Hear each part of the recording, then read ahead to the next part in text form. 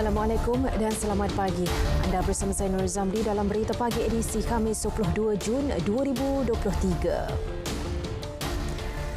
Tiada lambakan penjawat awam. Menurut Presiden QPX Dato' Adnan Mat, 1.26 juta penjawat awam ketika ini terbahagi kepada subsektor dan kepakaran tersendiri yang mengikut keperluan penyampaian perkhidmatan kerajaan.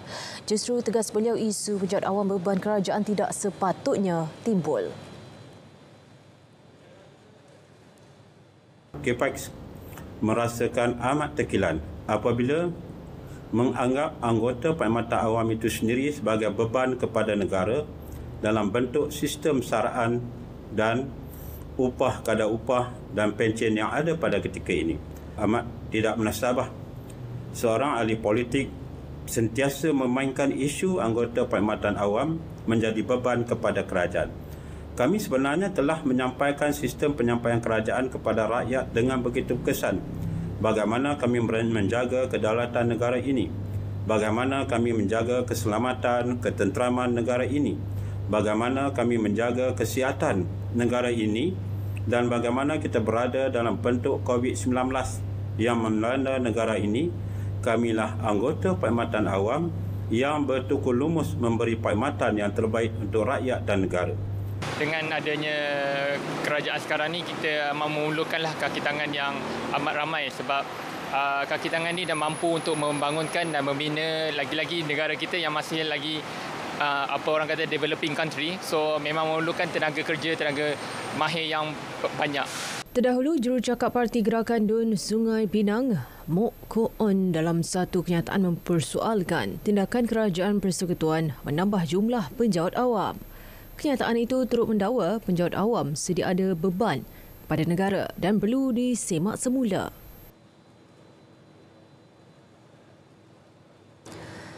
Fahami konsep beragama serta amalkan ilmu dengan pengertian sebenar untuk elak salah faham dan terjebak ekstremisme agama. Antara perlu dielak sikap pentingkan diri dan tidak mengamalkan kesederhanaan seperti anjur akidah Ahli Sunnah wal Jamaah. Jelas Mudir Akademi Pemikiran Turath Penggerak Duat Falah Malaysia, Ustaz Ahmad Faiz Fatih Al-Azhari, memahami gagasan madani perlu ditekankan dalam membimbing kefahaman masyarakat tentang teras pembinaan Malaysia Madani. Ia seterusnya melahirkan masyarakat yang mengamalkan kesederhanaan dan berpegang teguh dengan asas akidah Ahli Sunnah wal Jamaah. Maksudnya apa? Kita tahu, kemudian pengetahuan kita itu menepati realiti, kemudian daripada dalil, bukti-bukti, sumber-sumber yang autentik, yang betul. Maka dengan kefahaman yang betul, ilmu yang betul, kita tahu konsep sebenar. Maka selepas datang konsep yakin, datang konsep ihsan. Ihsan yang kita maksudkan ni adalah kasih sayang, kita raikan ke semua manusia, kita tidak diskriminasi mana-mana bukan agama kita ataupun bukan kaum kita, kita raikan ke semua adalah makhluk Allah Subhanahu wa taala. Tambah beliau, sikap saling menghormati dan meraikan kepelbagaian mampu menjadi benteng kepada masyarakat dalam menentang ekstremis agama.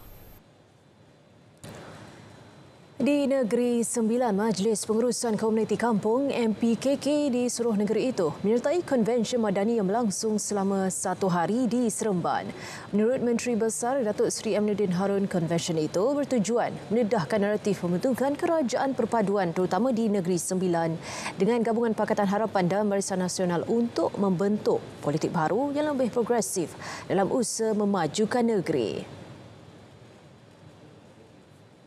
Saya melihat bahawa apa yang penting sekarang bagaimana kefahaman mereka untuk mereka sampaikan kepada golongan sasar mereka, terutamanya masyarakat di kampung-kampung, tentang apa itu Malaysia Madani dan apa yang telah dilakukan ketika Malaysia Madani ini diumumkan sehingga hari ini.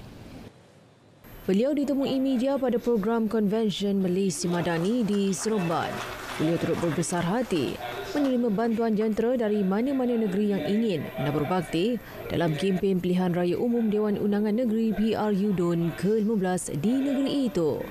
Ia susulan laporan media bahawa pengerusi dua Parti Keadilan Rakyat PKR Negeri Johor Jimmy Puah Wisi yang bersedia menghantar jenderanya bagi membantu gerak kerja kempen di Negeri Sembilan. Di selatan tanah air, inisiatif rintis kerajaan menerusi skim perubatan madani mampu mengurangkan beban kos rawatan dan menampung keperluan kesihatan golongan B40 khususnya di Johor. Pengerusi Jawatankuasa Kesihatan dan Perpaduan Johor, Ling Tian Sun berkata, fasa awal program ini melibatkan 10 daerah termasuk Johor Bahru mampu mengurangkan kesesakan di klinik kesihatan dan hospital. Tambah beliau lagi, penerima sumbangan tunai rahmah STR dalam kalangan B40 boleh mendapatkan rawatan di 33 klinik perubatan swasta yang berdaftar di bawah program tersebut di Johor. Dan sekarang cuma ada 33 dan proses pendaftaran GP-GP ke dalam senarai tersebut still ongoing, masih berjalan.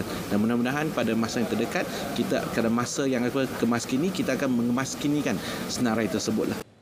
Ling berkata demikian selepas merasmikan unit perubatan nuklear di sebuah hospital swasta di Johor Bahru. Malaysia memerlukan ekosistem holistik dan dinamik untuk ekonomi digital meliputi infrastruktur, peraturan, kewangan awam dan kemahiran.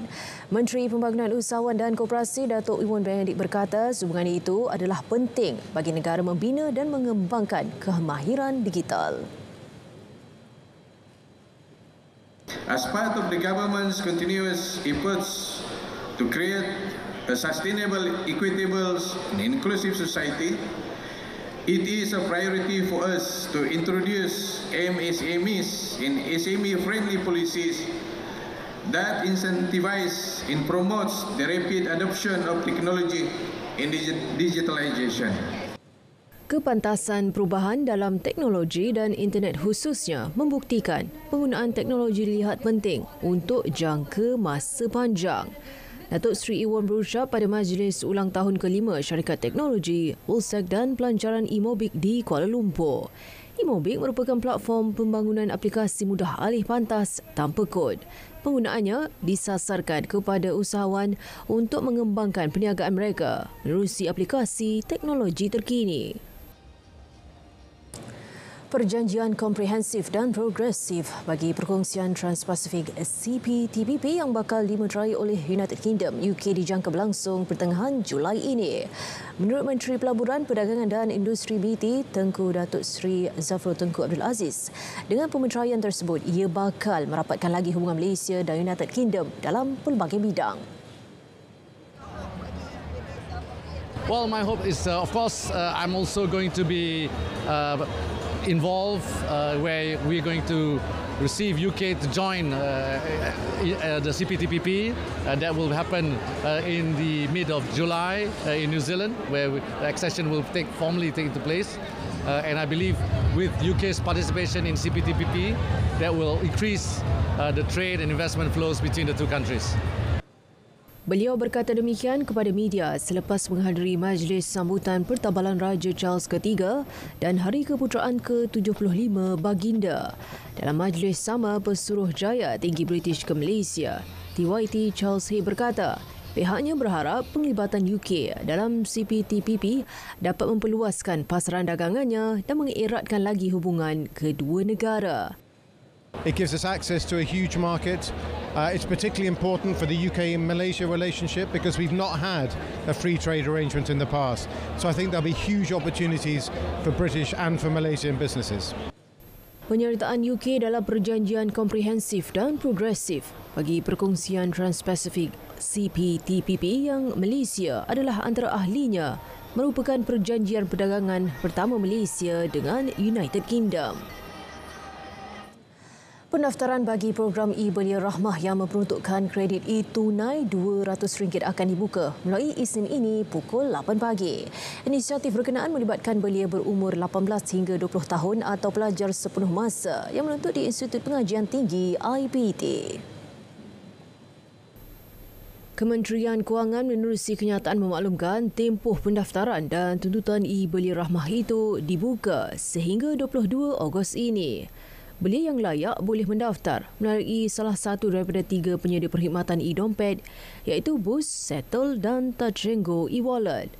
Kredit e-Belia Rahmah serta manfaat padanan daripada penyedia perkhidmatan e-dompet boleh dibelanjakan secara luar talian hingga 31 Ogos depan. Program e-Belia Rahmah yang merupakan inisiatif di bawah Belanjawan 2023 Malaysia Madani memperuntukkan RM400 juta dan memberi manfaat kepada 2 juta belia.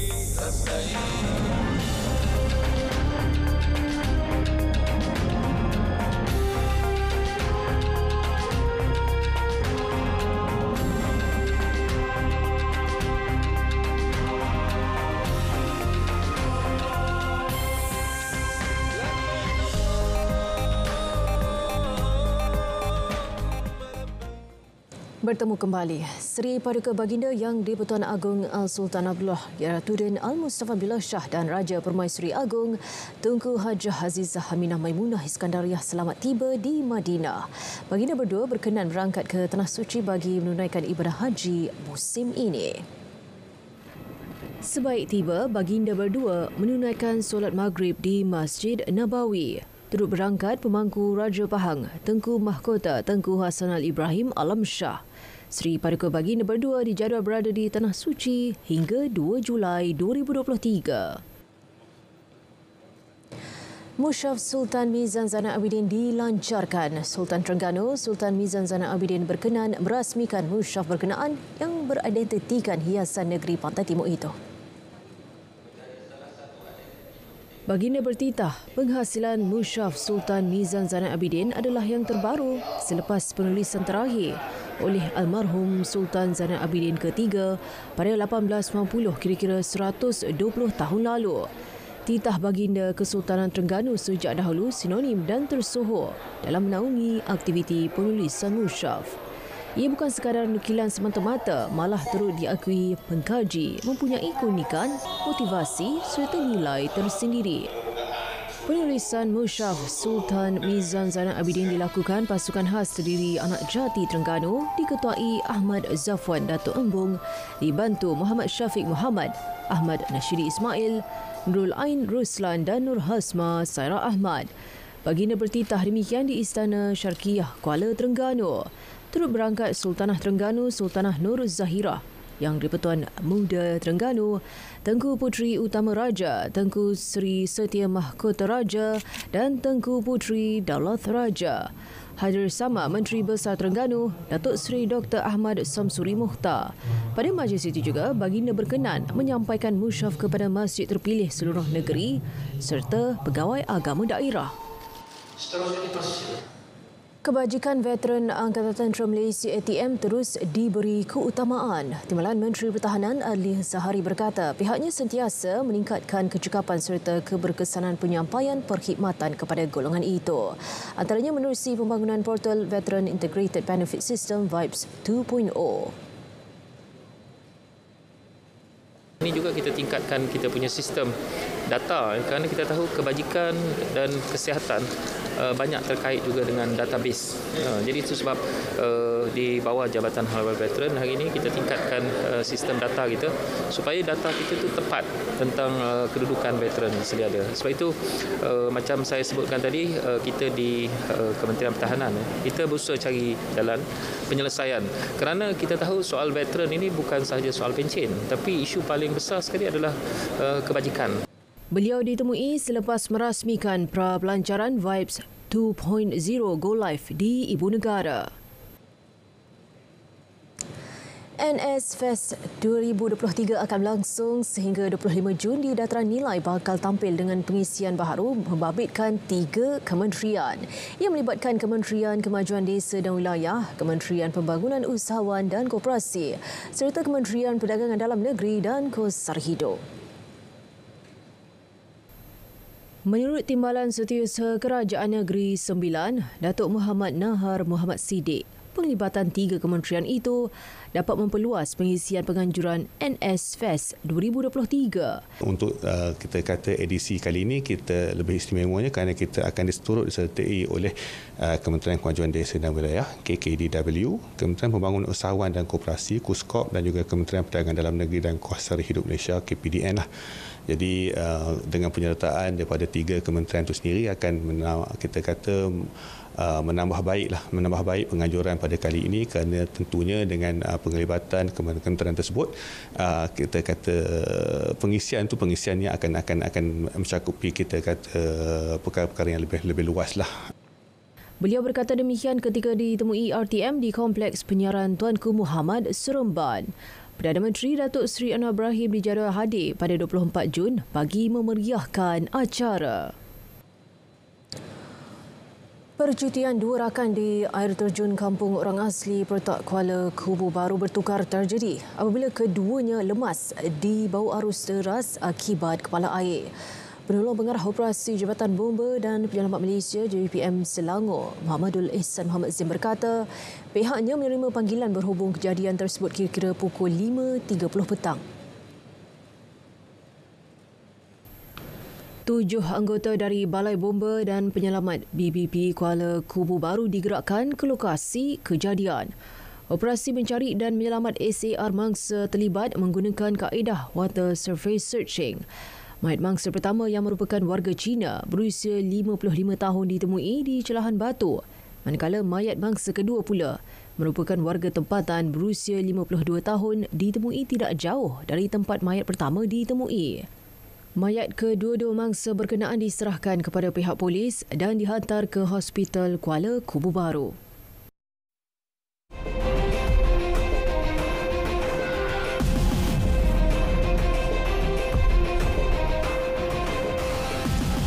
Berita pagi diteruskan dengan perkembangan luar negara. Lebih 2 juta jemaah dari lebih 160 negara seluruh dunia akan menunaikan haji tahun ini. Menurut Menteri Haji dan Umrah Dr. Taufik Al-Rabiah, jumlah tempahan penerbangan bagi mereka yang melakukan perjalanan ke negara tersebut untuk menunaikan haji mencecah 1.7 juta. Menurut Dr. Taufik, petugas kesihatan yang ditugaskan untuk menyediakan khidmat kepada jemaah menjangkaui 32,000. Dr. Taufik turut menyampaikan ucapan terima kasihnya kepada penjaga 2 masjid suci atas langkah susulan yang diambil bagi memastikan perkhidmatan disediakan kepada jemaah agar mereka dapat menunaikan haji dengan mudah dan selesa. Berkenaan sistem pengangkutan, beliau menyatakan Mina, Arafat dan Muzdalifah berhubung dengan sebuah sistem pengangkutan yang dilengkapi dengan prasarana bersepadu. Beliau menegaskan bahawa kementeriannya sedang berusaha untuk memastikan keselesaan serta pengalaman baik bagi para jemaah semasa menunaikan haji. Keselamatan Cyber Arab Saudi diiktiraf kedua terbaik di dunia dalam Indeks Keselamatan Cyber dalam buku tahunan Daya Saing Dunia WCW 2023 oleh Institut Pembangunan Pengurusan Antarabangsa IIMD. Negara itu juga menduduki tempat ke-17 keseluruhan pada 2023, melonjak 7 anak tangga dari 2022 dalam ranking daya saing keseluruhan. Pengiktirafan terkini oleh IIMD adalah bukti usaha gigih entiti seperti Pihak Berkuasa Keselamatan Cyber Kebangsaan NCA, iaitu antara pihak berkuasa keselamatan utama Arab Saudi. Arab Saudi telah mengukuhkan kedudukannya berdasarkan beberapa inisiatif dalam membina ekosistem keselamatan cyber yang kukuh dan mampan. Kesatuan Telekomunikasi Antarabangsa ITU juga menetapkan Arab Saudi sebagai peneraju global dalam keselamatan cyber. NCA ialah pihak berkuasa nasional utama yang menangani perkara-perkara berkaitan kebimbangan cyber di negara itu. Ia berfungsi mengukuhkan keselamatan cyber Arab Saudi, membolehkannya melindungi keselamatan dan kepentingan negara. Penubuhan negara Palestin yang mempunyai kedaulatan sepenuhnya berasaskan sepadan tahun 1967 dengan Baitul Maqdis Timur sebagai ibu negara merupakan jalan keluar bagi penyelesaian tuntas isu Palestin. Wakil Tetap Cina ke Pertubuhan Bangsa-Bangsa Bersatu PBB Shen Chu berkata, pencerobohan ke atas Palestin dalam jangka panjang dan pergolakan yang kerap berlaku telah membantutkan pembangunan sosioekonomi negara itu. China menyokong dengan konsisten usaha rakyat Palestin ke arah memulihkan hak dan kepentingan sah serta proses perdamaian Asia Barat. China juga komited untuk terus berusaha bagi mendorong penyelesaian isu Palestin secara menyeluruh, adil dan berkekalan dengan secepat mungkin. Chen berkata demikian ketika membentangkan pendirian China berhubung isu Palestin dalam sesi ke-53 Majlis Hak Asasi Manusia PBB UNHCR pada Selasa. Beliau turut menggesa Israel supaya menghapuskan segera sekatan terhadap kawasan Gaza. 2/3 daripada syarikat Eropah yang beroperasi di China mendapati semakin sukar untuk menjalankan perniagaan di negara itu. Ia berdasarkan tinjauan tahunan 570 syarikat oleh Dewan Perniagaan Kesatuan Eropah di China. Presidennya Jens Soklen berkata 1 daripada 10 syarikat telah dan merancang untuk memindahkan ibu pejabat Asia mereka ke luar negara. Manakala 11% daripada ahlinya telah mengalihkan pelaburan keluar dari China. Selama hampir 3 tahun, ekonomi kedua terbesar di dunia itu terputus akibat sekatan ketat bagi mengelakkan penularan wabak COVID-19 namun turut mengganggu kilang dan rantaian bekalan. China secara tiba-tiba mengumumkan penamatan dasar sifar COVID-19 Disember lalu bagi pemulihan ekonomi selepas gelombang jangkitan.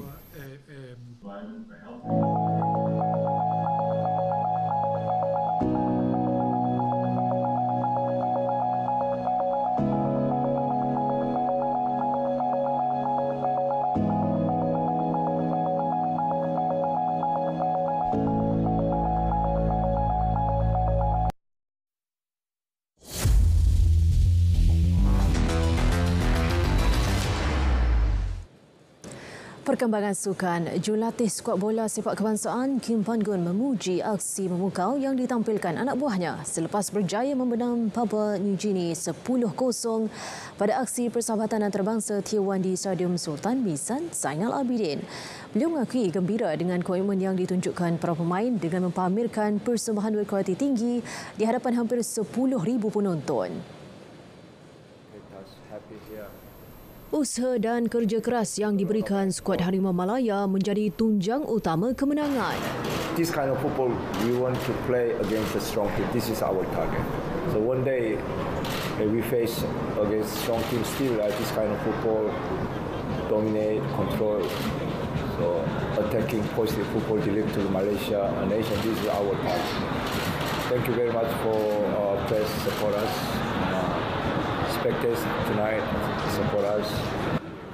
Pada aksi berkenaan, pemain sayap muda sensasi Arif Aiman Muhammad Hanapi yang masuk sebagai pemain gantian pada separuh masa kedua dan pemain naturalisasi Paulo Jose mencuri tumpuan selepas masing-masing meledak 4 dan 3 gol, manakala pemain gantian lain Muhammad Faisal Abdul Halim dan Daniel Ting masing-masing menjaringkan 1 gol.